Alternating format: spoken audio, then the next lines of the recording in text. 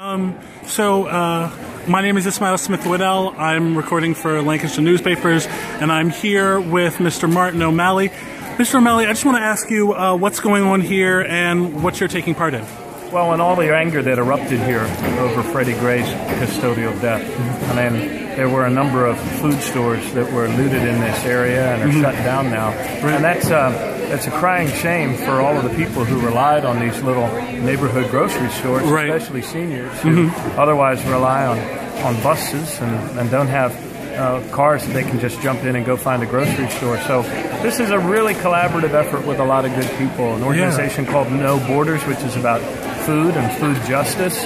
Also the Maryland Food Bank, which the people of Maryland contribute their tax dollars to support, just rolled up here with a big truckload of stuff with good food that they're now able to purchase, including fresh produce, so that the families and the seniors and their neighbors that aren't able to get to their usual nearby grocery store can come here and kind of stock up and be able to keep body and soul alive. Great, thank you. I actually, I heard on the news that you canceled a series of speaking engagements to come back to Maryland. Yeah, I was in Europe and I'd just gotten over there, and then I saw this on TV. And you know, to anybody that's spent a big portion of their life trying to make our city a safer and more just place, those images were totally heartbreaking. The key is to make sure when your heart breaks, that it breaks open and not closed. And I just needed to get back. And what you see here are just some of the thousands of really good people across Baltimore who know that the truer story of ourselves is not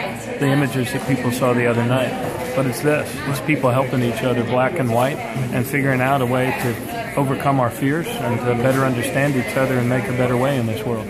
Great. Can I ask you one more question? I feel like whenever you have, as you talk about your heartbreaking, whenever you have a rift like this in a community, there's always a moment to, where the next couple of decisions are going to define how it happens. And I think Baltimore is at that moment. So I want to ask you, what do you think are the big steps to make moving forward? Yeah, I think we are at that moment. I mean, I sensed that yesterday walking around neighborhoods that the good people, whose hearts were also broken in every single neighborhood of our city, rich or poor, were coming out and were taking more control of their city's future, and we're reaching out to one another. I mean, the atmosphere up there at Penn and North was a very different atmosphere than what you saw the night before. And we have work to do in every age and every day to overcome a really painful racial legacy of our past. And no public institution needs to adjust more quickly and adapt more quickly than our police departments, given that intertwined history. And so, I mean, I think what you will see coming out of this is a better Baltimore and a safer Baltimore. I mean, without trust, you can't really effectively police any place. And so it all comes down to trust. And every day we have to work to build trust between community and neighbors, and neighbors themselves across all of the various walls we put up between ourselves. Great.